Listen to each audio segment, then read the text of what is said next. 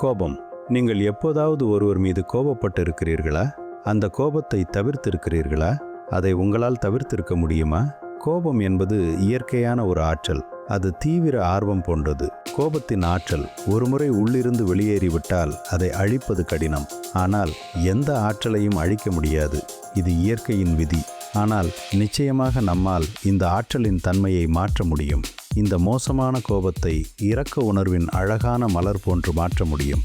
இந்த கோபத்தின் பின்னால் உள்ள நிலைகளை புரிந்து கொள்ள வேண்டுமா? உங்களுக்கு ஏதோ ஆசை உள்ளது என்று வைத்துக்கொள்வோம். உங்கள் அன்புக்குரியவரிடம் உங்களுக்கு சில எதிர்பார்ப்புகள் உள்ளது என்றால், அந்த எதிர்பார்ப்பையோ உங்கள் ஆசையையோ அவர்களால் நிறைவேற்ற முடியவில்லை எனில் அது உங்களை வருத்தப்படுத்துகிறது. சிலருக்கு சோகம் கோபத்தில் சென்று முடிகிறது. அத்தகைய நபர் உண்மையில் பயப்படுகிறார். இருப்பினும் அவர்கள் மற்றவர்கள் மீது பய உணர்வை ஏற்படுத்தப் போகிறார்கள் என்றாலும் அவர்கள் தங்களை பற்றியே மிகவும் பயப்படுகிறார்கள். இதற்கு நான் காணும் ஒரே தீர்வு இந்த கோபத்தின் ஆற்றலை வேறொன்றாக உயர்வடைய அனுமதிப்பதுதான். அந்த நேரத்தில் நாம் சற்று பொறுமையாக பிரார்த்தனையுடன் காத்திருக்கும் போது அது மிகவும் கடினம் என்பதை நான் ஒப்புக்கொள்கிறேன். ஆனால் அந்த தருணத்தில் சிறிது இடைவெளி விட்டு, சரி, நான் இப்போது வருத்தப்பட மாட்டேன், நான் இப்போது கோபப்பட மாட்டேன் என்று சொல்லி உங்களுக்குள் ஆழ்ந்து சிந்தித்து அதன் மீது தியானம் செய்து பாருங்கள். அதன் பிறகு என்ன நிகழும்? அந்த கோபம் மாற்றமடையும். அது மெல்ல அதன் நிறத்தை மாற்றும். அது மேலும் இரக்க உணர்வாக மாறும். இந்த தன்மை மாற்றம் நிகழும்போது நான் தனிப்பட்ட முறையில் மாறுகிறேன். அதன் தன்மை மாற்றம் மற்றும் பரிணாம வளர்ச்சி அடையும் கட்டத்தில் என் கோபத்தை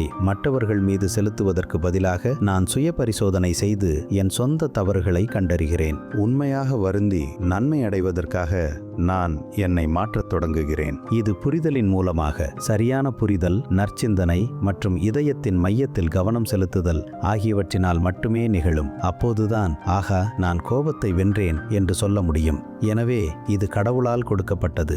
இது இயற்கையால் அளிக்கப்பட்டது. அதை எவ்வாறு மாற்றமடைய செய்வது மற்றும் மேம்படுத்துவது என்பது நம்மை பொறுத்தது. இந்த ஆற்றலை மாற்றமடைய செய்வதற்கான ஒரு வழி, ஒரு கணம் இடைநிறுத்தி இடைவெளி விட வேண்டும். நீங்கள் கோபப்பட போகிறீர்கள் எனில் அப்போது நீங்கள் சிறிது இடைவெளி விட்டு, சரி, நான் நாளை கோபப்படலாம் அல்லது கோபத்தை வெளிப்படுத்தலாம் என்று சொல்லலாம். சூழ்நிலையை புரிந்து கொள்ள முயல்கிறேன்.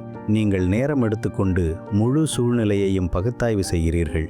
ஒருவேளை அது உங்கள் தவறு என்றால் நீங்கள் கடவுளுக்கு நன்றி கூறுவீர்கள். ஆஹா, நான் சிந்தித்து பார்க்க இந்த 1 மணி நேரம் கிடைத்தது. நல்ல வேளை, நான் கோபப்படவில்லை.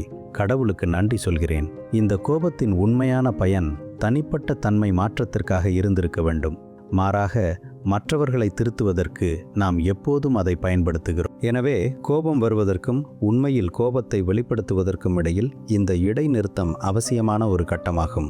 மற்றொரு வழி, கோபமாக இருக்கும் ஒரு ஆணுக்கும் பெண்ணுக்கும் என்ன நிகழும் என்பது உங்களுக்கு தெரியும். 2 விஷயங்கள் நிகழும். அவர்களின் கைமுட்டிகள் இறுக்கமடைகின்றன, இல்லையா? எனவே அடுத்த விஷயம், நீங்கள் கோபப்பட போகிறீர்கள் என்று உங்களுக்கு தெரியும். உங்கள் கைகளை தளர்த்துங்கள். அந்த ஆற்றலை இயற்கைக்கு அளித்து விடுங்கள். நீங்கள் கோபப்படும் போது மற்றொரு விஷயம் நிகழும். உங்கள் தாடைகள் இறுக்கமடைகின்றன. எனவே உங்கள் தாடையை தளர்த்துங்கள். அதை போக விடுங்கள்.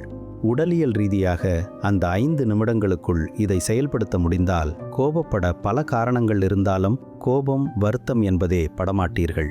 ஆனால் இப்போது நீங்கள் கோபம் அல்லது உங்கள் உணர்ச்சிகளின் மீது ஆளுமை பெற்றுவிட்டீர்கள். அதனால்தான் நீங்கள் உங்களை மனரீதியாக பாதுகாப்பது மட்டுமல்லாமல் உடல் ரீதியாகவும் உங்களை பாதுகாத்துக் கொள்கிறீர்கள். மற்றவரின் நோக்கங்களை பற்றிய சரியான புரிதல் ஏற்படுகிறது. என் தரப்பிலிருந்து இந்த சரியான புரிதலுக்கு என்னை இட்டுச் செல்லும் நற்சிந்தனை நம்மை கோபக்காரர்களை கொண்ட சமூகமாக, கோபமான நபர்களை கொண்ட குடும்பங்களாக மாறுவதை தடுக்கும்.